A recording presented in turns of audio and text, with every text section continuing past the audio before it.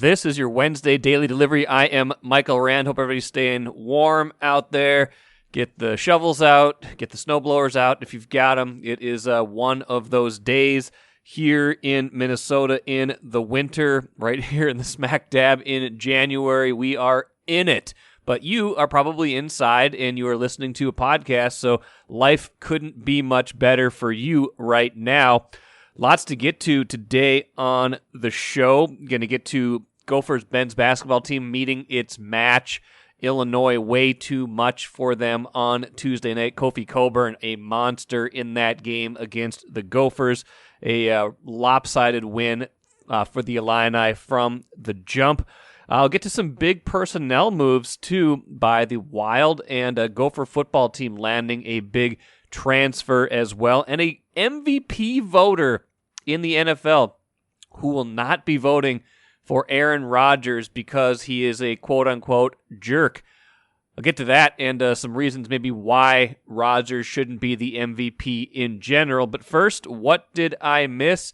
Let's go through a little thought exercise. I started this on Twitter on Tuesday, ran a poll on Twitter. You know, these are not scientific. This is not the scientific method. This is just Twitter. But, you know, it does give a sampling of what fans might be thinking out here in terms of, you know, what's on their minds. How do they view the Vikings versus, you know, how other people might view them. So here was the poll question. I posed it around 4 p.m. on Tuesday. Still time to vote. Voting doesn't close until 4 o'clock today. But, you know, as of recording, there's about 1,200 votes, which is a pretty good sample size in this. The question, you're the Wilf family. You are told you have to keep exactly one of these three. Who comes back to the Vikings in 2022? And the choices are head coach Mike Zimmer, GM Rick Spielman, and quarterback Kirk Cousins. And I was genuinely curious what the split would be here. And, you know, some of the very early voting was very even, but a definite pattern emerged that was interesting to me. Here's how the voting breaks down. Kirk Cousins gets 59% of the vote as the person that they would want to keep if they could only keep one or had to keep one of those three in 2022. General Manager Rick Spielman gets 27% of the vote. Mike Zimmer, 14% of the vote. And I'm thinking some recency bias probably factors into that with Zimmer in particular. I think people have soured on him lately. I don't think his public perception was given a lot of favors with the post game and the stuff about Kellen Mond the other day, even if it felt like it was more of just a matter of fact to me than anything. But, you know, this makes a certain amount of sense to me in terms of being competitive in 2022. Kirk Cousins is probably the one who gives you the best chance to win next year. Bring in a new coach, bring in a new GM, but you keep a quarterback who has performed generally above average during his tenure with the Vikings. You have a chance to win in 2022. But is that the best long-term fit? I don't know. The question was just who comes back in 2022. So that's fair. I don't know if that's the best long-term answer. Rick Spielman, the general manager, he certainly had his share of draft hits. I think we can point to Justin Jefferson. We can point to Dalvin Cook. We can point to a lot of players he picked in the 2015 draft that yielded Stephon Diggs, Danielle Hunter, you know, just a lot of good work in that draft. But 2016 through 2019 and even parts of 2020, those drafts have more or less left the cupboard bare for the Vikings. You know, some hits in there, but a lot of misses, especially on the offensive line, especially in the secondary. The fact that right now, you know, if you look at their 3 first-round picks from 2018 to 2020, you're talking about Mike Hughes, Garrett Bradbury, and Jeff Gladney. Hughes and Gladney not on the roster right now. Bradbury, struggling at center, likely to be on his way out at some point here too. Those are 3 pretty big misses. You hit on. You find your center. You make a good pick there. You find your center. Your offensive line looks a lot different right now because a good center makes your guards less of an issue. You hit on even just one of those 2 cornerbacks, and your secondary looks a lot different. So I think Rick Spielman gets a fair share of the blame, and I don't know if keeping him would be a key to turning anything around. And Mike Zimmer, I think you could build a case that he could be the one to stay, based on his record here. Certainly, several games above 500, 3 trips to the playoffs, and, essentially saddled with probably the style of roster he didn't necessarily want when they pivoted in 2018 and spent big on Kirk Cousins. So I think you can build a case for all three. I think more than anything in this thought exercise, I was surprised that it was so lopsided in Cousins' favor because I didn't know if there was one clear standout, and B, I didn't think public sentiment towards Cousins was that strong. But we will see what the Wilf family ultimately does, but interesting to see what you guys are thinking. I guess if I had to make a pick, I probably would pick Cousins, but I certainly would not extend him beyond next season. Let's stick with the NFL just a moment longer here before we get to Chris Hine to talk Timberwolves. Voter in Chicago, NFL MVP voter, Hub Arkush, talked on the radio recently about how he will not vote for Aaron Rodgers for MVP because basically finds him to be a jerk because of a lot of what happened before the season, what happened during the season with COVID. Pretty fascinating stuff. He's one of 50 NFL MVP voters this year, and if he's not going to vote for Rodgers, that is interesting to me that, something like that can influence an MVP vote. I don't think it's wrong. I think Rodgers is a jerk. I don't know if that should disqualify him as an MVP because I'm sure there's been a lot of MVPs who were jerks. Probably a more compelling reason not to vote for him is he's probably not been the best quarterback in the league this year. Steve Palazzolo from Pro Football Focus put together a pretty compelling reason why Tom Brady should be the MVP and not Aaron Rodgers, showing his wins above replacement much higher than Rodgers, even Joe Burrow ahead of Rodgers in that scenario, that Brady has meant more to his team, that he's thrown such a high volume of passes that Tampa Bay absolutely has needed him more than Green Bay has needed Rodgers. An interesting piece on Pro Football Focus. So that's a more compelling reason to me to vote for someone other than Rodgers instead of Rodgers being a jerk. But I guess I'm not all bent out of shape about this as some people are. I think it's kind of interesting that has come into play as a factor in the MVP race. Take a playcation to Mystic Lake for 24/7 gaming, fun restaurants and bars, and luxurious hotel rooms. And join Club M to bask in the rewards. Follow the lights to Mystic Lake, where every day is play day. As I mentioned before, happy to be joined now by Chris Hine, covers the Timberwolves, of course, for the Star Tribune. Longtime listeners will recognize his voice, I'm sure. He's been on many, many times. First member of the Five Timers Club. Always have to mention that. Chris, how you doing? I'm good. That is contractually obligated that I have to be introduced as the first Five Timers Club member. It is. You don't just have the jacket. It also came with a promise. That's right. I should have brought my, LA weather out here. I'm staying in LA an extra day here or so. And LA weather right now is beautiful. It's sunny. It's like 60 degrees and sunny. It's beautiful. I could use a little light jacket, and I forgot to pack the jacket you gave me for being the Five Timers Club member. It would have been perfect for just a little chill in the air. I could use about in Los Angeles right now. I could use about 4 light jackets. Get me through a layer up here. It's going to get cold, snowy, but that's what we sign up for when we live here. And what you sign up for when you are a Timberwolves fan is kind of, right. You never know what's going to happen. I think we talked sometime in December about the daunting schedule that month, about, we were starting to worry about the COVID variant at that point, and boy, that sure came true. I want, weirdly enough, though, and we can talk a little bit about what's happened already, but I also, if you're a Wolves fan, if you are the Wolves right now with them sitting at 17-20 after beating the Clippers on Monday night, which I felt like was a fairly important win in the big picture of things, and a pretty convincing win at that, I feel like you got to kind of feel optimistic, even though this last month hasn't gone well, because they kind of weathered a lot of different storms, whether it's the schedule, whether it's, having all of their best players sidelined by COVID.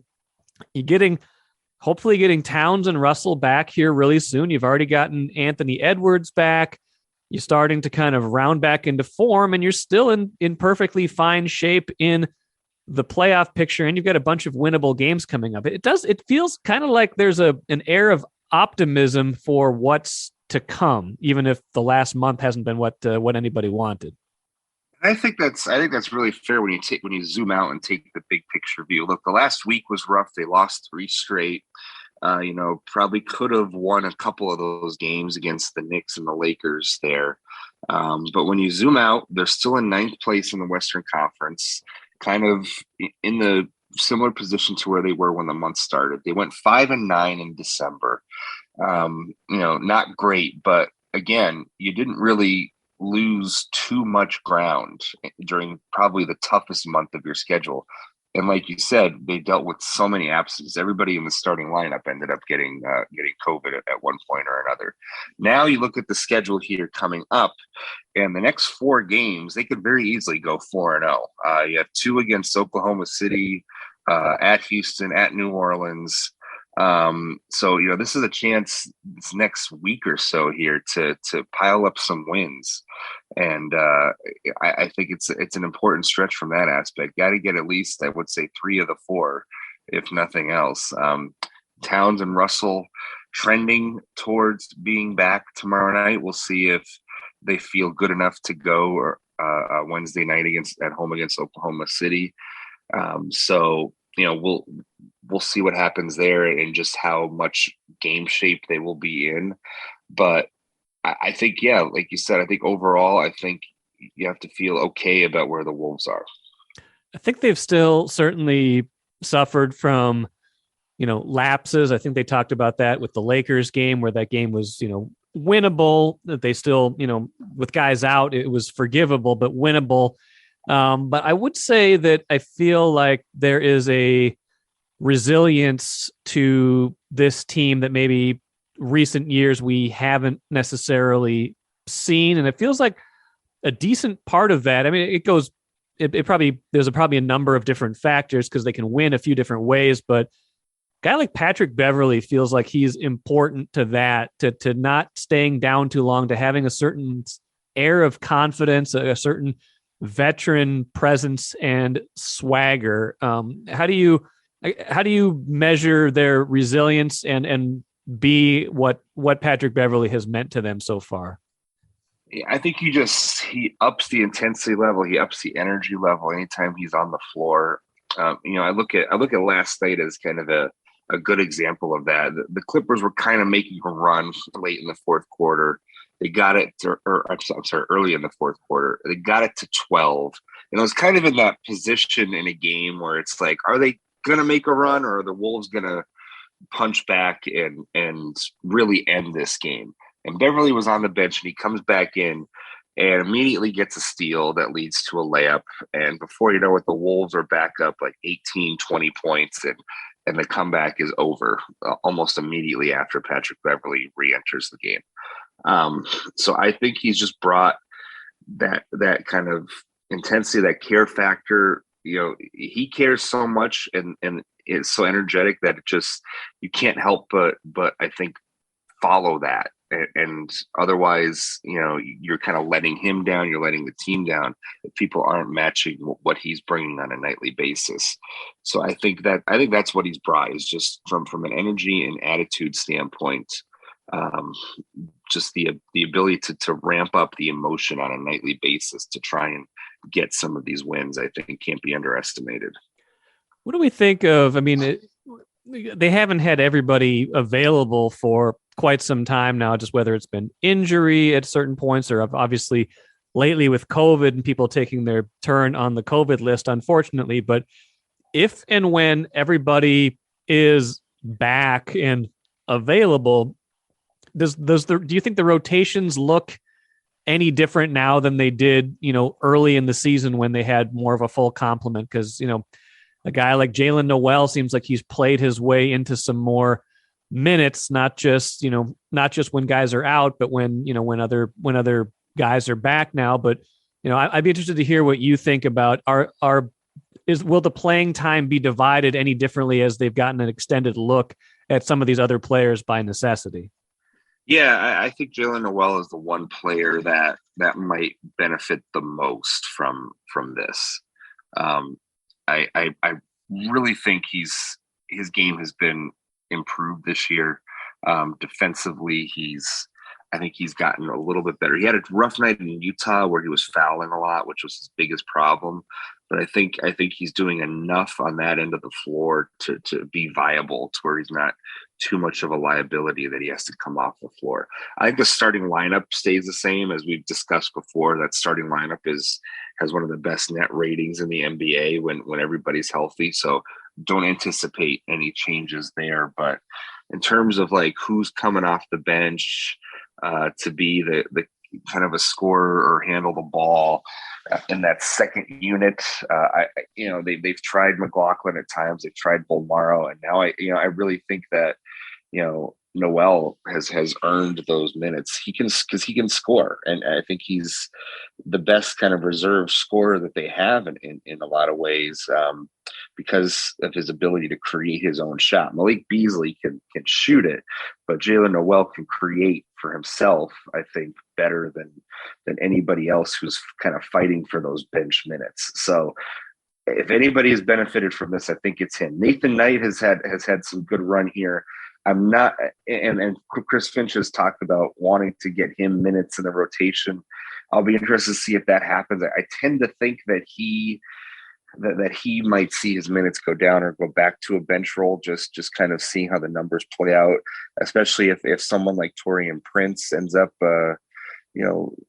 playing better on a more consistent basis. And we'll see how the configurations come out, but Knight didn't get a ton of run last night. I think Jalen Noel, if anybody's going to stick in the rotation after this, it would be him. Yeah, it does feel that way. I think you made a good point on Knight. He feels like the kind of guy where they learn something valuable that he can play as needed. But I think you're right. He probably returns to a little bit more of a reserve role. But then you that's not to say everybody's going to be healthy the rest of the year. It's good to know that kind of what he brings. So there is some silver linings, from a basketball standpoint anyway, to finding that out. We mentioned 17-20 in the West, a lot of years that wouldn't get you much, but aside from kind of the top heavy part of the conference, it's not a great conference this year. And with the expansion to, the 10 teams, the play-in, it almost feels at this point, and again, Wolves fans have a lot of scars. You be careful when you say certain things around them, but it feels like they'd have to work awfully hard not to at least be in the top 10 at this point, kind of based on their trajectory, what we've seen so far, and what we've seen really from the bottom 5 teams in this conference. Yeah, and I don't think anything has changed, at least from my point of view, from what I thought early in the season about where this team would end up. This is about where I thought this team would be, the 9-10 slot, because, and I'll make the point again, you look at the bottom of the Western Conference, and this team is, when healthy, and even if not completely healthy, is better than the Oklahoma Cities, the Houstons, the New Orleans of the world right there.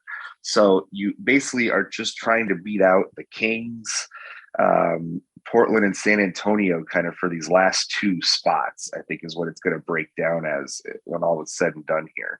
So you have to be better than essentially the Kings and the 2 of the 3 of the Kings, the Spurs, and Portland, who has really had a rough year this year.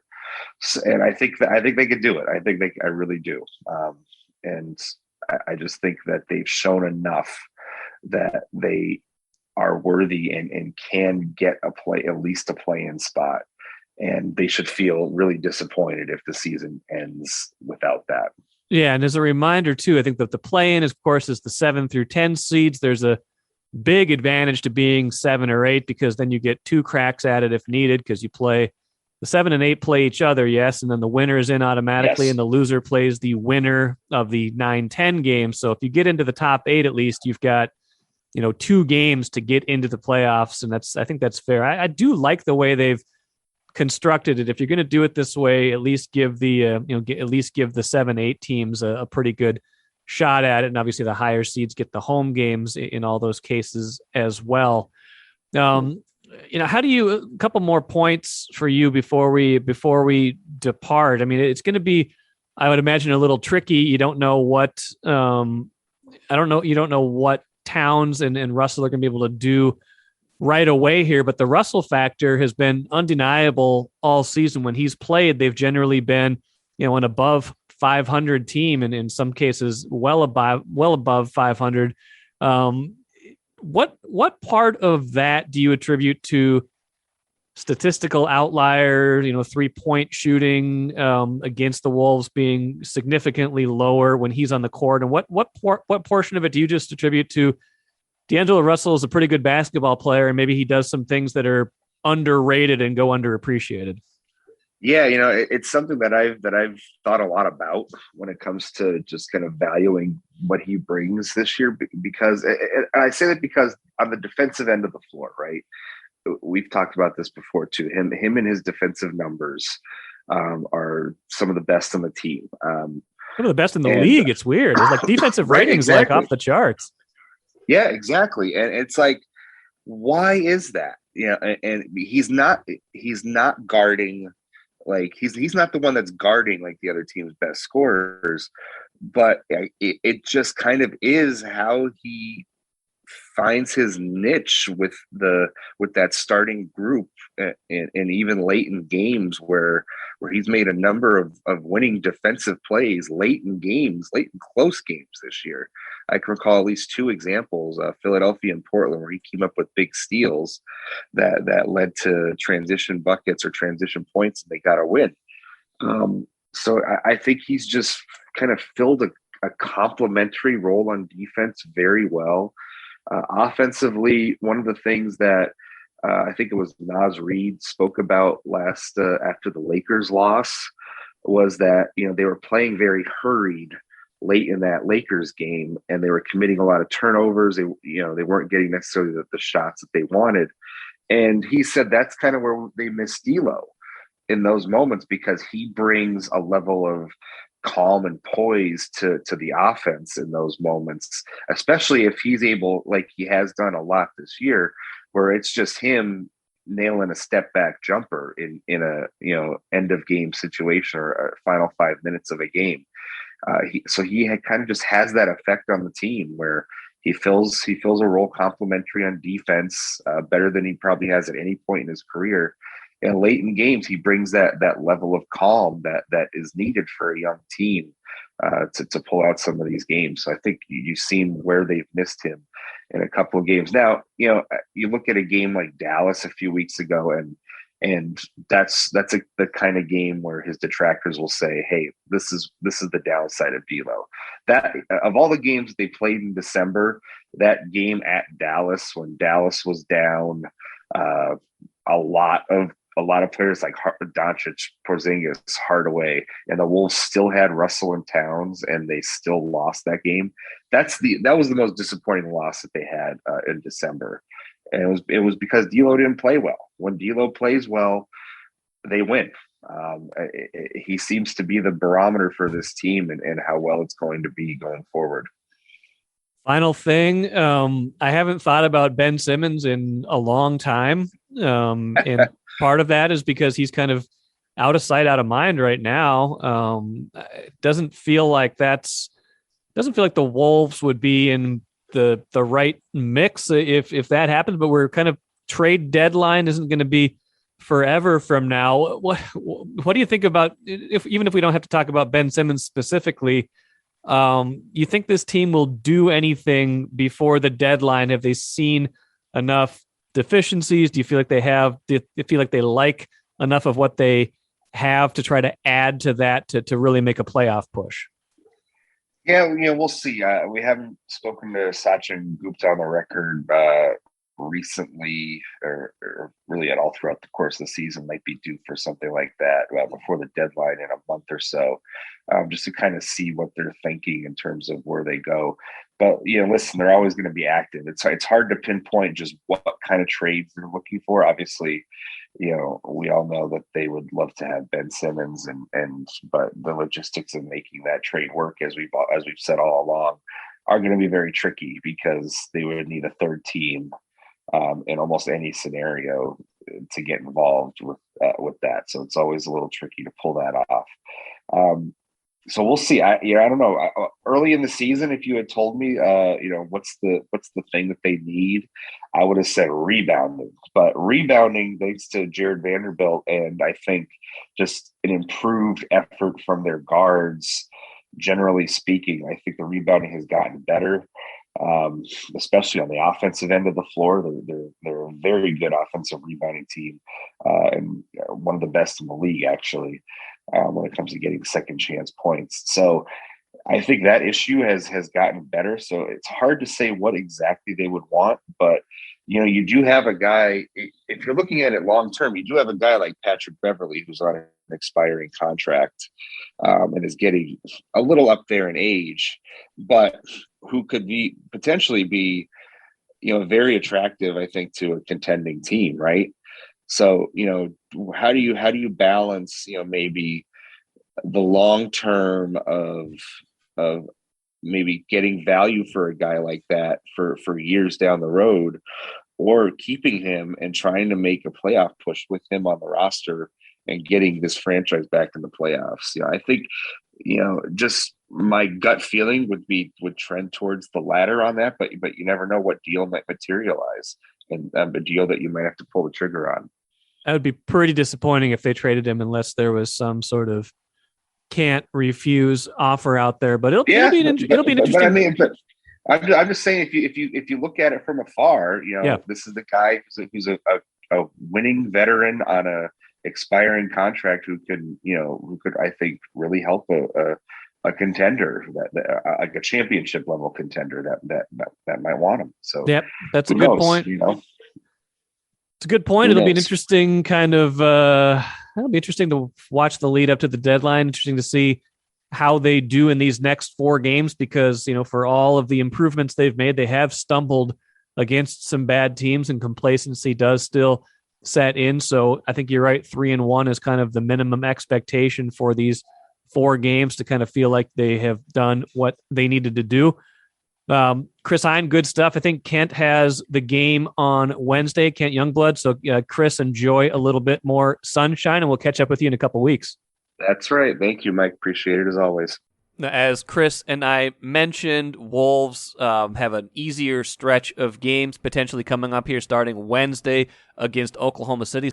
Karl-Anthony Towns and D'Angelo Russell listed as questionable for that game as they continue to come back from COVID protocols. So we'll see if the Wolves are able to kind of put together a string of good performances here. Gophers could use some of the Wolves' size. Wolves don't have it in abundance, but they have more than the Gophers have. The Gophers showed their lack of size and depth, really, in the 76-53 loss to Illinois on Tuesday.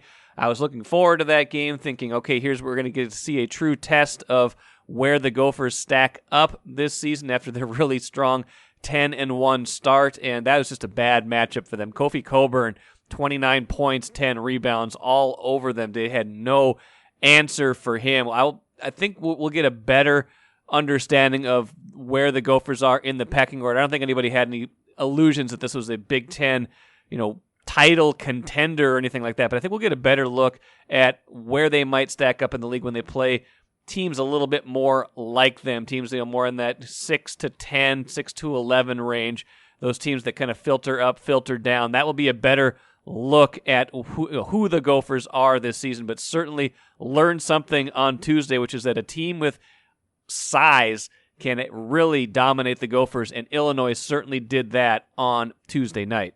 Let's finish with the Coolers. Some big additions to the Wild and Gophers football team. Quinn Carroll, starting with Gopher football team, offensive lineman transferring in from Notre Dame. Top-ranked recruit from the 2019 Minnesota high school recruiting class. That is a big get for P.J. Fleck as they try to retool that offensive line. The Wild, meanwhile, calling up Matt Boldy and Marco Rossi. Let the new era begin. I was wondering when we'd see these guys. I was hoping we'd see these guys soon. Thankfully, they are here. Maybe distract a little bit from that 5-game losing streak, but more than that, hopefully making their debut Thursday against Boston home. More than that, just injecting a little bit more offense and a little bit more skill into a lineup that was humming along pretty good until these last few weeks. So that will be something to watch with the Wild as well, and something to talk about more. I believe Sarah McClellan will be on a show later this week, possibly Thursday's show, to talk about the comings and goings of the Wild. Victor Rask put on waivers, some of the other interesting moves with that team and some of their struggles lately, and Marcus Fuller should be on later this week as well to talk more about Gophers basketball. So we will get into more depth in all of those things at a later date.